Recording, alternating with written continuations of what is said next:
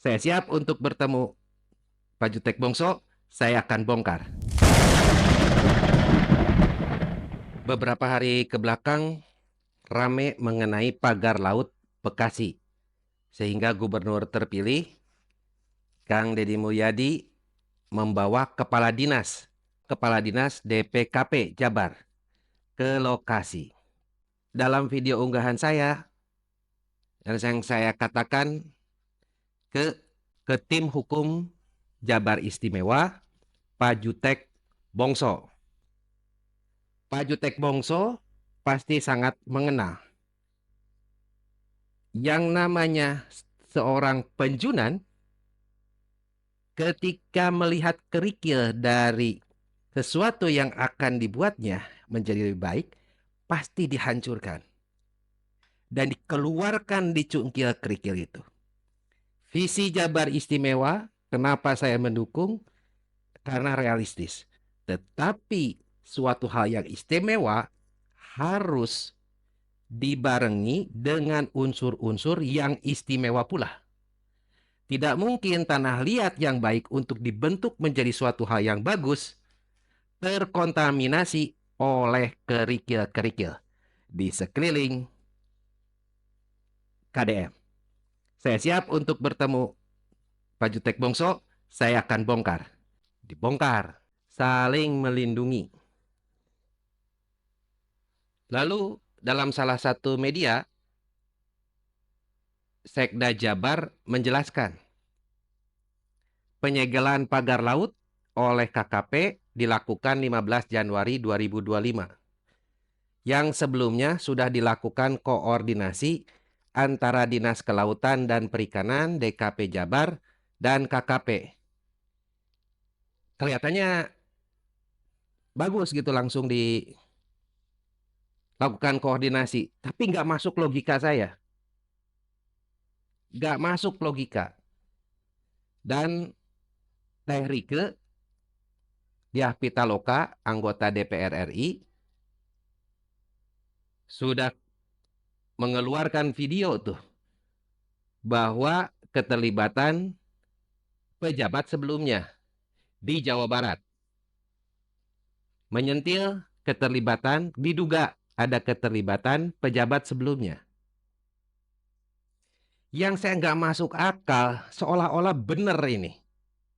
Bahwa tegas pemerintah Provinsi Jawa Barat. Setelah kita koordinasi dengan KKP, termasuk di lingkung Pemda Prof Jabar bersama DKP, DLH, Dinas Bina Marga dan Penataan Ruang, Bapeda, Biro Hukum, dan Satpol PP, maka dipastikan pagar laut itu tidak berizin dan melanggar tata ruang. Bingung saya dengan Pak Sekda, Pak Herman Suryatman di Kota Bandung, Senin 27 Januari 2025. Sudah tahu tidak ada izinnya. Dan dari pemerintah pusat pun ada dokumennya, kata Teh Rike Diah Pitaloka, bahwa itu ditolak, bahwa itu kawasan yang berbeda. Dipastikan tidak berizin dan melanggar tata ruang laut. Artinya itu kepala dinas nggak ngerti ya, Bah? DKP. Lalu Bapeda nggak ngerti apa itu?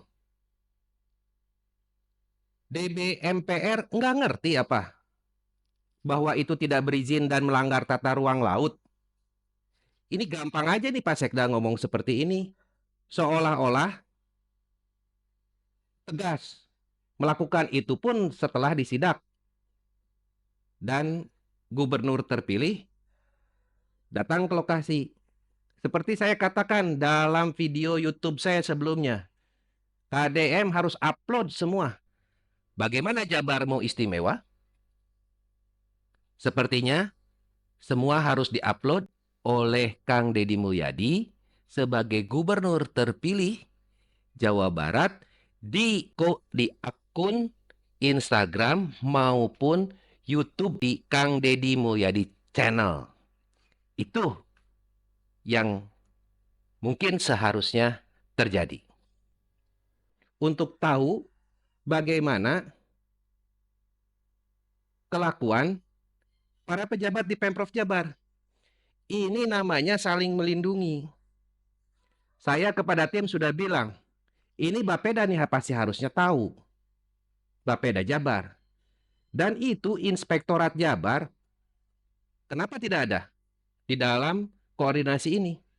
Bukannya setiap keluhan masyarakat ataupun masukan masyarakat untuk Pemprov yang katanya pada saat Oktober 2024 bertemu kami untuk transparansi dan akuntabel, lalu di Januari 2024 mengatakan tugasnya adalah sebagai quality assurance. Quality assurance seperti apa ini? Inspektorat Jabar saling melindungi. Berani tidak menindak para pejabat aparatur Pemprov Jabarnya. Termasuk tolong dicek juga bagaimana, apakah ada keterlibatan PJ Bupati yang 2 kali menjabat itu. Kenapa di situ terus? Dan kalau saya hubungkan, pantasan saja pada saat laporan kami mengenai pencemaran das Citarum akibat meluapnya bak IPAL TPA Sarimukti yang terbukti bahwa tidak mengikuti AMDAL, tidak memiliki SOP tanggap darurat dari semenjak beroperasi dan dikelola oleh DLH Jabar hingga terjadinya teguran dari KLH, tidak juga ditindak para aparaturnya. Ada apa ini Inspektorat Jabar? Saling melindungi.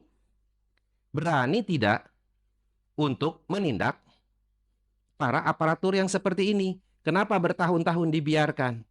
Artinya Anda bukan menjaga quality assurance, tetapi menjaga kredibilitas, seolah-olah Jabar serba wah dengan ratusan penghargaan yang diterima.